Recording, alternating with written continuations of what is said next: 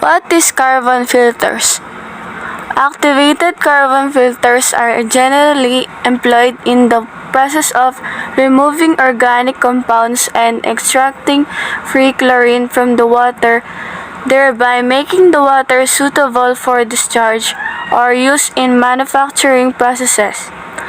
Eliminating organics in potable water such as humic and fulvic acid prevents chlorine in the water from chemically reacting with the acids and forming trihalomethanes, a class of known carcinogens. So let's proceed to the processes production of carbon filters.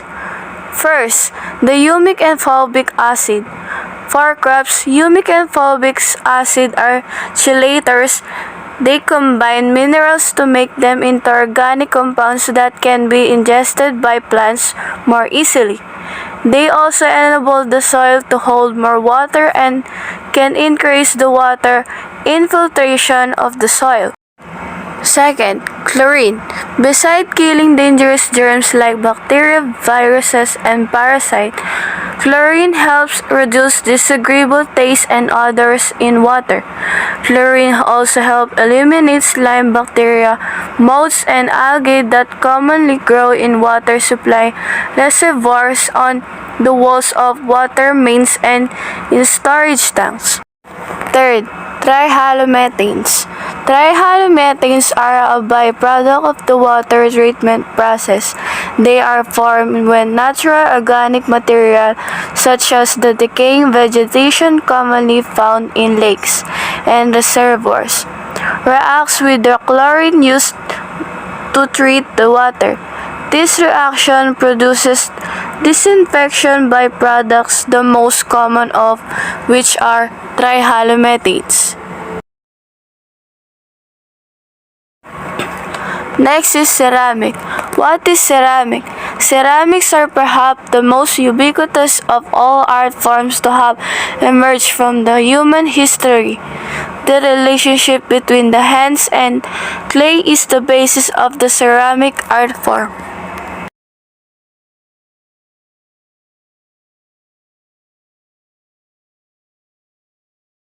So let's proceed to the processes production of ceramic. First is wedging. Wedging is the process of mixing the clay by hand by rotating and pressing a clay ball on a table. The purpose is thoroughly homogenize the clay and to remove all air bubbles. This is particularly important as the presence of air bubbles in the clay will result in explosion in the kiln as the air pockets expand and burst. Second is forming. After the clay has been thoroughly wedged, it may be formed by a variety of methods: slab, wheel, coil, pinch, and mold. This method may be combined or used singly. Third is drying. When the clay bag is opened, the drying process begins. As clay dries, it loses water, becomes stiffer, and shrinkage begins. After forming, pieces you create should be wrapped in soft sheet of plastic and placed on the shelf in the damp room. Fourth is leather hard. After pieces have dried for a few days in a damp room in plastic, they will reach of the stage of partial dryness referred to as leather hard. This stage of drying is characterized by a loss of water through evaporation that result in the clay stiffening and losing some flexibility. This is an excellent time to refine the piece. Carving uses clay, adding handles or decorative elements, trimming the foot ring of a bowl, etc. Fifth is greenware. When a piece of pottery has dried completely, it is referred to as a piece of greenware. This means it has lost all water through evaporation and has no flexibility. Bending it will break it. You cannot add anything to it. 6 is biscuit firing.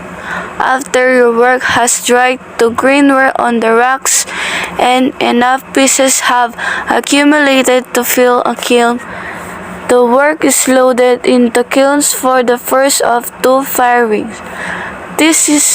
Firing is to approximately 1,800 degrees. This hardened the ware, making it easier to handle without breaking during the glazing process.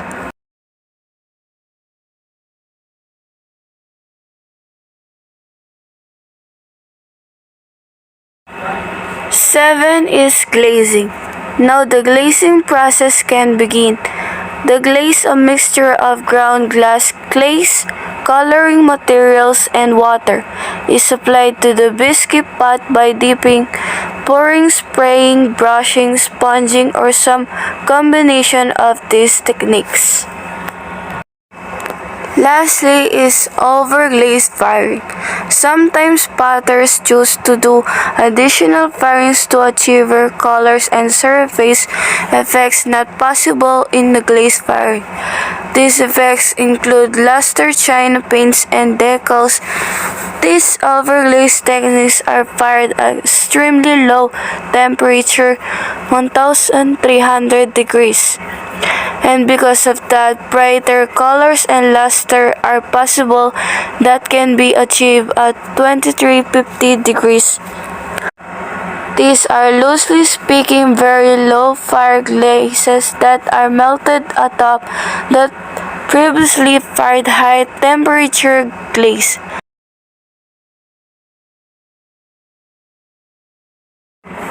Lastly is microalloy. What is microalloy? Microalloying, the art of adding incredibly small amounts of alloying elements, 0.15% or less, to steel and getting a big change, began in the late 1970s. It created a new category of forging steel position in cost and performance midway between carbon steel and the alloy grades. It started with the sheet steel and quickly moved on to include bar stock. With bar stock, the technique eliminated the need for the heat treating after parts are forged. Microalloyed steel have been used since then in autos, construction hardware, and many other applications. Let's proceed to the processes production of microalloy. Microalloying creates new properties and characteristics through controlled chemistry in basic steel making. Most modified grades contain less than 0.5% of the added elements, and sometimes as little as 0.03%.